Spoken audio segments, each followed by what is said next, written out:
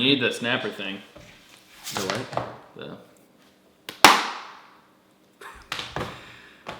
Hello, everybody, and welcome to this week's episode of #Beers with Brett. This week's guest is Nascar Xfinity Series driver who has overcome diabetes to pursue his dreams. And Ryan Reed, thank you for coming on the show. Yeah, no problem. So first of all, started off with, are you a triathlete? I'm not a triathlete. I mean, I train for triathlons and I try and compete in them, but I wouldn't consider myself a triathlete. Why do you do it then?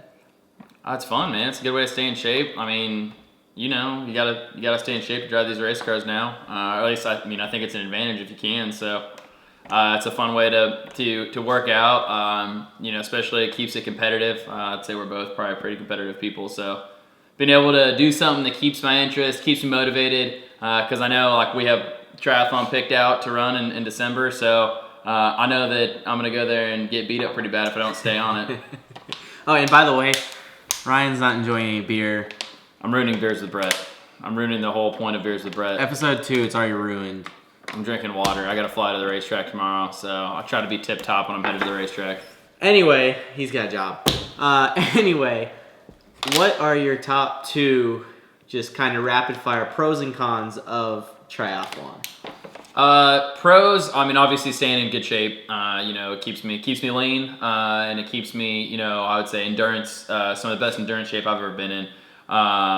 Another pro is, like I said, the competitiveness of it makes it fun, keeps me interested. I think I've done a lot of different things to try and stay in shape, like kickboxing, lifting, whatever, and none of those seem to last. It seems to just kind of be a quick thing, but this is really something that I love doing. Cons.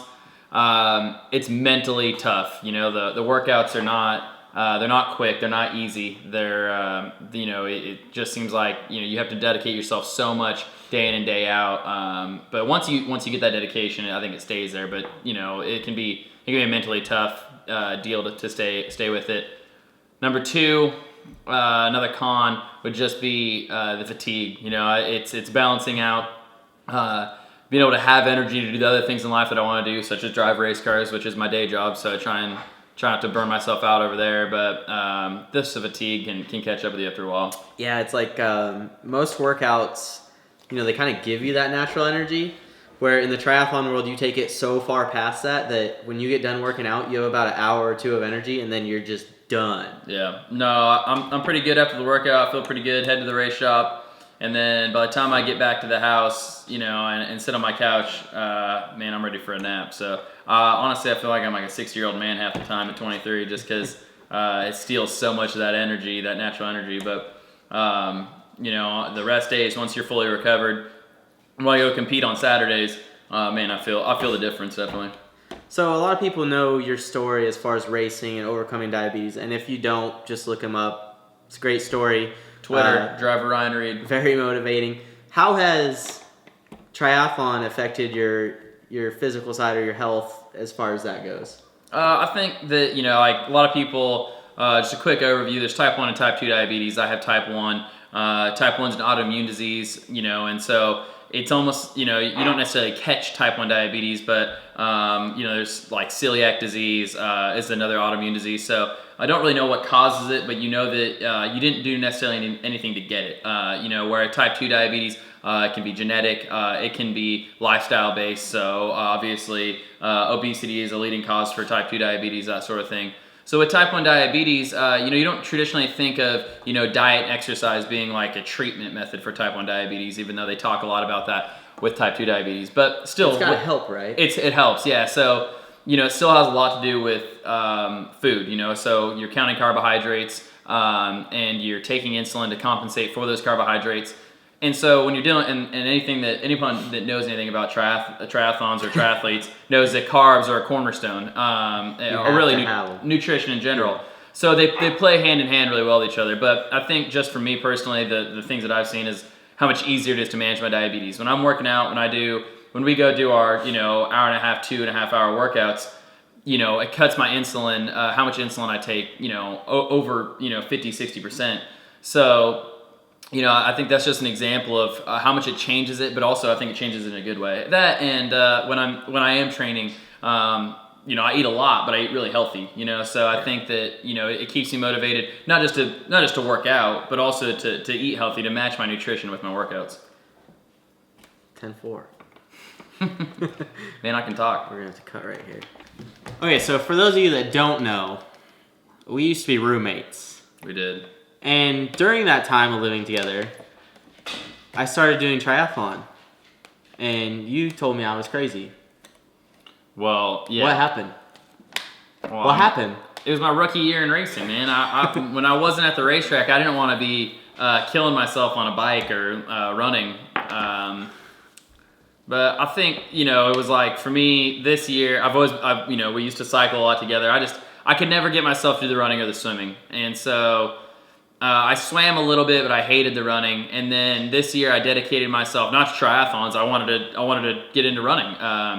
And so I was like, okay, my goal is to be able to run 9 miles straight by the end of the summer, which we crushed that. So, I mean, that was cool. Our first long run workout, I was like, we're going for 9 miles. We get about 7 in, and then I'm just like, hey, let's just run a half marathon.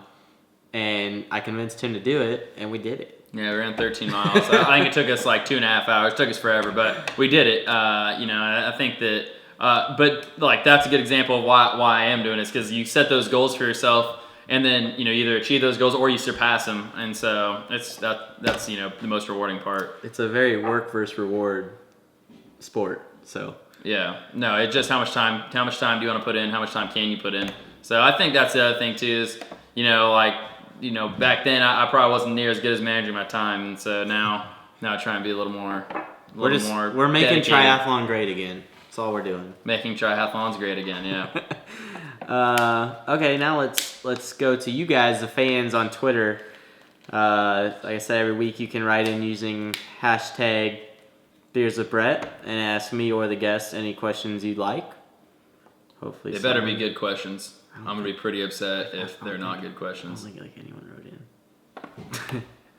wrote in. Is post-race beer of choice dependent upon performance? Yeah. I mean, I'd say if I feel like I'm pretty fat after a triathlon, I'm going pretty low calorie if I'm gonna drink beer. So like I said last week, triathlon is just a beer bank. It's the more training you do, the more beers you can have. So it's a win-win. Yeah, I'm trying to lean up right now, so I can't. My beer. The race is coming. My beer to workout ratio has to be a little different. He's competing in the Key West Triathlon with me and Jason, so the biggest rivals are amongst friends. So it's a full-fledged effort here. NASCAR Savages says, please arm wrestle. Please arm wrestle. I'm not arm wrestling. That's going to be sad for me. I'm going to go ahead and admit defeat right now. Brett's got like 30 pounds on me. It's not even fair. I'll take it. That's about it. What's it? We got 2 questions. Come on, people. So this week's fan interaction was low, and so that means that we're going to have to do better. Okay, so for the NASCAR fans out there, let's talk a little bit more as far as how is your season going. You're still in the chase at this moment. The season's winding down. You got 2 races left. Got Phoenix and Homestead.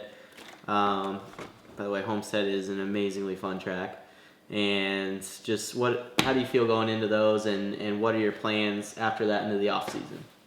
We're 5 points out going into Phoenix this weekend, so a lot of pressure. It's a stressful weekend. Honestly, though, I feel like there's less pressure being 5 points out. Being 5 points in. Yeah, if you were up by 5, you'd feel like it's yours to lose. Where being 5 points out, I just go there and let lay everything out on the line. The best you can. Yeah, you just put it out on the table. Conserve. Yeah, no, exactly. You don't. If you go out there and you slap the wall, running, trying to get inside the top 5 or trying to make it in, you look at that as just as giving all you got, and if you make a little mistake, then you were just giving 100%. Where if you're 5 points in, you got there and slapped the wall and blow the 5-point lead, then you screwed up. So I think we're in a good spot. I'd rather be 5 points in. I'd rather have that pressure to blow it. But I think we're very easily able to do it. So I think it'll be close. I think the guys that we got to race the 7 and the 11 car this weekend. These are our biggest competitors to get in, and so you never know. I mean, those guys got to race each other too. A lot can happen. So just go out there, run our own race. It's a short track. Yeah. I mean, honestly though, like I think regardless, these next 2 weeks I'm gonna have so much fun.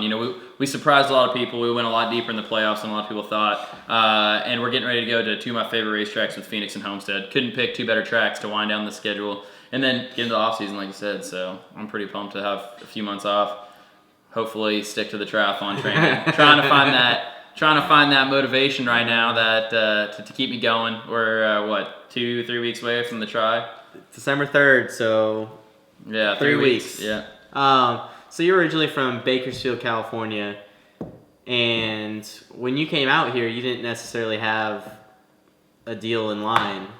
Like myself, we were both out here, and when we were living together, we both didn't know what was going to happen, where we were going to make it. Just tell a little bit more about what made you make that decision to come to the East Coast and just fully commit to racing and everything that goes along with it. Well, I think I was 17, and so you look at it like I can. A lot of my friends are getting ready to go off to college, and so I knew that I didn't want to stay in my hometown. I could keep racing there, obviously, and probably keep winning races out there and be a local, locally stand out. But I came back here, where honestly it was tough. I mean, you have no friends at 17, and then I met, I think the cool thing about it is there's a lot of kids that were in our position. So you meet a lot of the kids going through the same things, and that's pretty cool to meet a lot of people, meet good friendships like you and I. We've known each other for the last few years, lived together. But I think the cool thing was too is that even though we didn't have a ride, like you said, we back then we weren't in triathlons. We were just into going to the gym. But we woke up every day and spent 3 or 4 hours staying in the best shape we could, even if we didn't have an opportunity, but to be prepared when we do have the opportunity. And so I think both of us have gotten opportunities in our lifetime, and both of us have been prepared because of those, because of the work we put in. Well, I mean, at the end of the day, it all comes down to we're both super competition-driven individuals, and nothing makes us more upset than losing to each other. So yeah, it's there's a lot of people like that in this community. I think it pushes us all to do better, and I think that's a good thing. So yeah, no, it's really fun, and I think that North Carolina, if you're a race car driver, this is the place to be. You know where you stack up when you're out here. You can't lie to yourself, and so the cool thing is I feel like I've gotten a lot of great opportunities to be where I'm at, and so been pretty fortunate to continue to have a ride in this sport. It's not easy to keep a ride, so been lucky to be able to do that. All right, well, Ryan, cheers. Cheers. Thank you for being on this week's episode of Beers with Brett. I'll have a beer next time. Hope It's you getting ready guys to be off enjoy it. season, so I don't got to head to the racetrack the next day. All right, we'll work on that.